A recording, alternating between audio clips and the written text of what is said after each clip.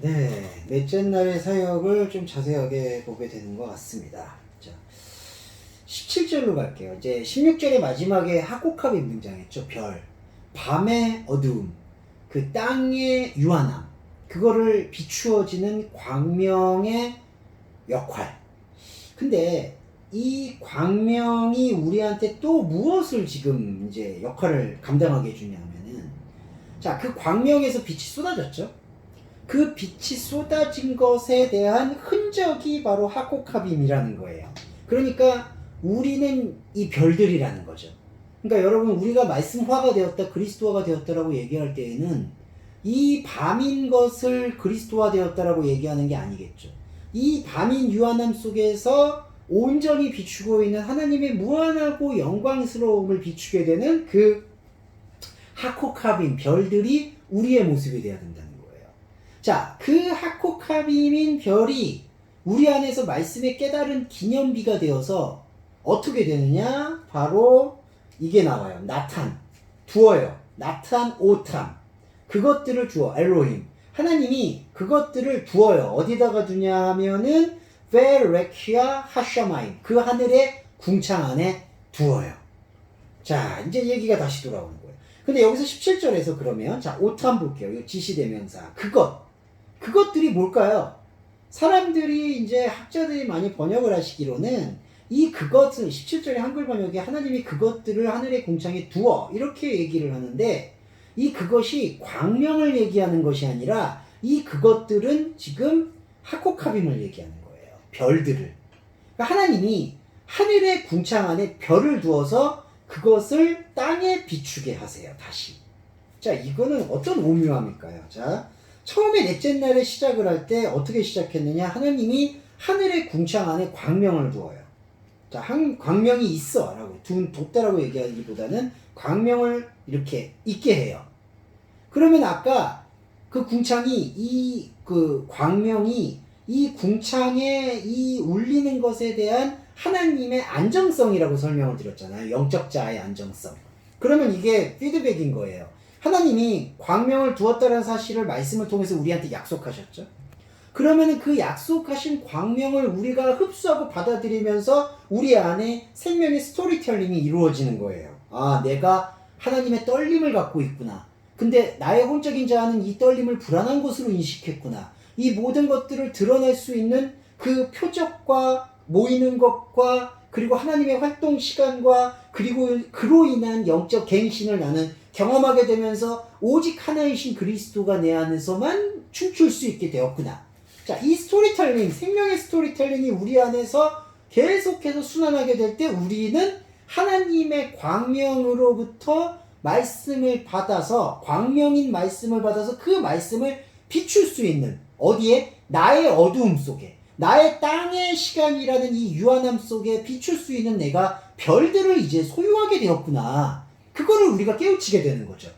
근데 여러분, 이 깨우침은 지식적 소득이나 지식적 습득이 아니라는 거예요. 영적인 습득은 혼적인 자아가 인정해 주지 않아요. 이거는 영적인 체계는 영적인 체계가 이해받고 이해해야 돼요.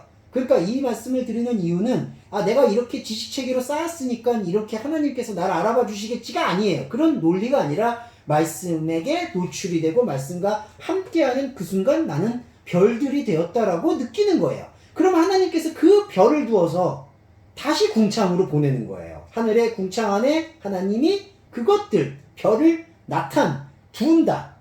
이 둔다라는 거는 확증한다는 얘기, 지정한다는 얘기가 있어요. 자, 궁창은 뭐였죠, 아까? 하샤마임은 뭐였죠? 하늘은 그리스도예요. 자, 그리스도 하늘의 말씀을 듣기 위해서 저와 여러분이 나와서 계속해서 그걸 노출시켜요. 그게 라키아예요.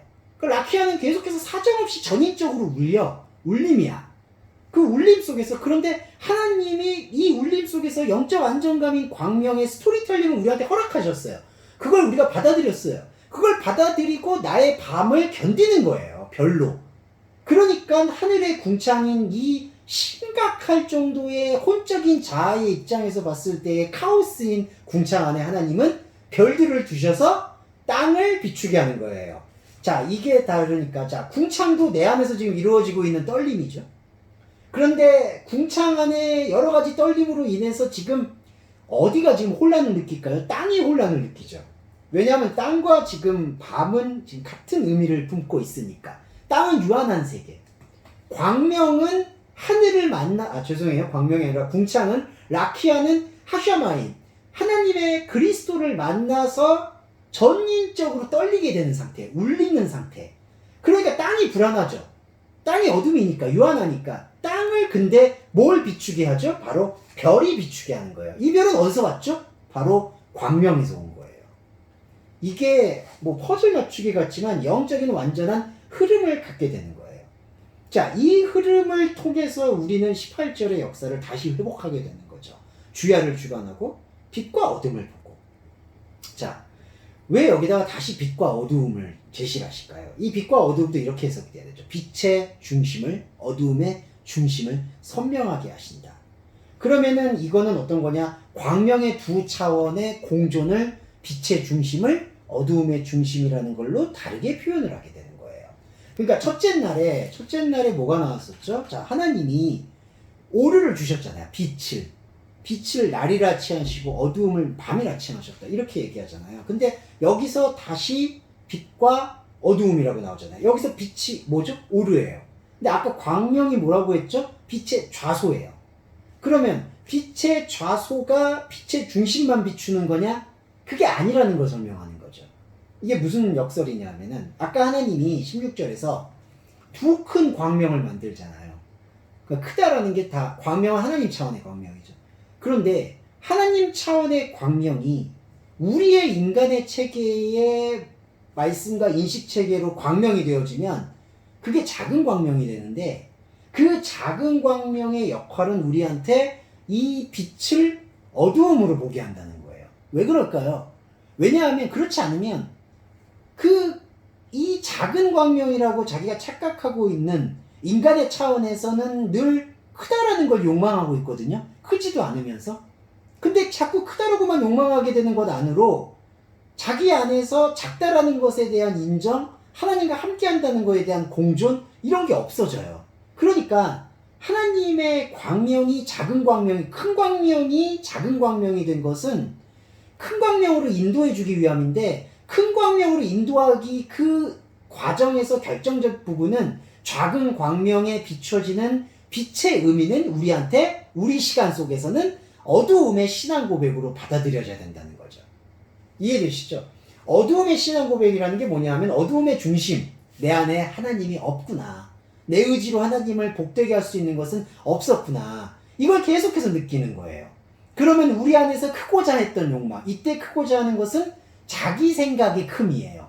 그러니까 아까 처음에 말씀드렸던 어떤 불량적인, 정량적인, 양적인 성장을 목표로 하고 있는 크고자 하는 욕망, 그 욕망 안에 하나님 없구나라는 거를 작은 광명을 받아들이고 별들이 되어지는 존재인 우리는 그거를 깨닫는 거예요. 그게 어두움의 중심을 밝히는 거예요. 분리하는 거예요. 그러면 동시에 우리는 큰 광명 그 자체인 하나님의 말씀 체계인 오르, 빛이 점점 더 선명해진다는 거죠. 그 원리를 여기서 설명을 하고 있습니다. 자, 넷째 날의 사역은 어떻게 보면 셋째 날과 둘째 날의 움직임을 조금 더 세밀하게 밝혔다라고 저는 보여요. 이제 다섯째 날은 거기서 조금 더 설명하게 나가는 것 같습니다. 자, 이렇게 계속해서 스텝을 밟아나가면서 하나님의 말씀과 하나 되시기를 좀 바랍니다. 예, 여기서 마무리하겠습니다.